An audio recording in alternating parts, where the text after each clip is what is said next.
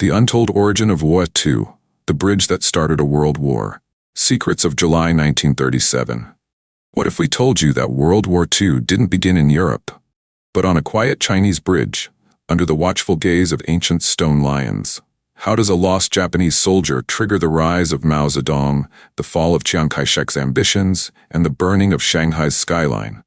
Why did a mayor risk his life at 2 a.m. to negotiate with soldiers who weren't even supposed to be fighting? It begins with a blunder. At the Marco Polo Bridge, an ancient relic turned battleground. A midnight exercise goes sideways. A soldier vanishes. Diplomacy fails. At 4:50 a.m., gunfire cracks the sky. And just like that, the fuse is lit. The powder keg of East Asia explodes. China and Japan tumble into the Second Sino-Japanese War, a brutal prelude to the global disaster we call World War II. But wait, didn't that war start in 1939 with Hitler? Why do historians argue about when the war truly began? What does this forgotten clash reveal about the shape of the modern world? From a peace agreement sabotaged by artillery, to a street-by-street inferno in Shanghai, where Chiang Kai-shek and General Mao Zedong gamble with history. This is more than war. It's betrayal, ambition, and the rewriting of geopolitical destiny. You're about to unravel the secrets behind the mayor's midnight mission. What did he see? And who ignored it? The shot heard round the east, accident or provocation? From bridge to battlefield, how Shanghai became the second flashpoint in this unfolding nightmare. Strategic victory or tactical disaster? Who really won, and why did the world look away? Turn on those notifications, slam that subscribe button, and watch through to the end, because once this spark hits the powder keg, you won't want to miss what blows up next. Once upon a humid July night in 1937, just outside Beijing, a stone bridge stood quietly over the Yongding River. This was no ordinary bridge. It was the Lugo Bridge, known to the West as the Marco Polo Bridge, thanks to the famed Venetian explorer who once marveled at its elegant arches and lion statues in his travelogue. Built in 1189 and completed in 1192 during the Jin dynasty, the bridge had survived floods, dynasties, and emperors. But on this night, it was about to witness something far more explosive than a river surge. In 1931, Japan had already flexed its imperial muscles by invading Manchuria, setting up the puppet state of Manchukuo, with the last Qing emperor, Puyi, as its figurehead. China's nationalist government, led by Chiang Kai-shek, refused to recognize this sham regime.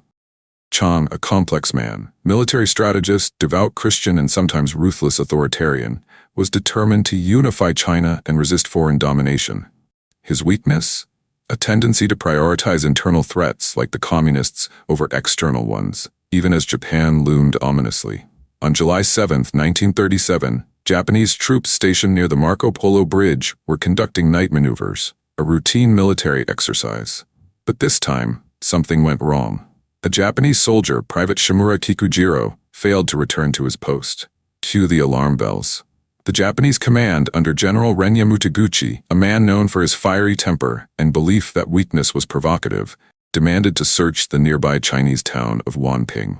The Chinese commander, General Song Jae-yuan, a seasoned warhorse of the 29th Army, refused. After all, letting foreign troops rummage through your town was not exactly good diplomacy. Private Shimura eventually returned. He'd gotten lost, possibly due to a stomachache or, as some accounts cheekily suggest, a visit to a brothel. But by then, the damage was done. Both sides had mobilized. Tensions snapped like a violin string in a thunderstorm. Qin Daichun, acting commander of China's 29th Route Army, sent Mayor Wang Lengzhai of Wanping to negotiate with the Japanese. His task? Convince the Japanese to chill out and not storm the town looking for their allegedly missing soldier. Wang returned, probably sleep-deprived and emotionally scarred, only to find Japanese troops massing like ants at a picnic around Wanping. The sight was ominous. Artillery, infantry, and enough firepower to make a fireworks show look like a candlelight vigil. A single shot cracked through the dawn. Who fired it? Still debated, but it was enough to ignite a full-blown firefight. Colonel Ji Xingwen, commanding the Chinese 219th Regiment, had orders to hold the bridge at all costs, and he did, with just 100 men. The Chinese fired first, likely under Ji's command, seeing the Japanese build up as a prelude to invasion. The Japanese, with 5,600 troops and superior firepower, quickly overwhelmed the defenders. Despite the Chinese repelling the initial assault, the Japanese regrouped and launched a massive counterattack, shelling Wanping and surrounding the area. After the dust settled, a verbal agreement was reached. China would apologize. The 219th Regiment would leave Wanping. Control would be handed to civilian constabulary, not military. China would deal with communist agitators in the area, a not-so-subtle jab at Mao's growing influence. But the ink wasn't even dry before General Masakazu Kawabe of the Japanese Garrison Brigade ignored orders and kept shelling Wanping for 3 more hours. So much for diplomacy. Though the Chinese technically held the bridge, the Japanese gained intel on Chinese troop strength, a foothold near Beijing, a pretext for full-scale war. Within days, the Imperial Japanese Army marched toward Beiping, soon renamed Beijing, capturing it and turning the Marco Polo Bridge incident into the first domino of the Second Sino-Japanese War. Ah yes, the classic textbook answer, September 1st, 1939, when Nazi Germany invaded Poland. That's when Britain and France declared war and Europe officially plunged into chaos. But here's the twist. Some historians argue that World War II actually began in Asia, with the Marco Polo Bridge incident. Why? Because Japan's invasion of China was not a border spat, it was a full-scale war. It involved mass atrocities, like the Nanjing Massacre, and biological warfare from Japan's infamous Unit 731. It drew in the United States, Britain, and the Soviet Union long before Pearl Harbor. In short, the Second Sino-Japanese War was not a sideshow, it was Act 1 of the global tragedy. Eurocentric history books often focus on Hitler's blitzkrieg and Churchill's speeches. But in Asia, the war had already begun.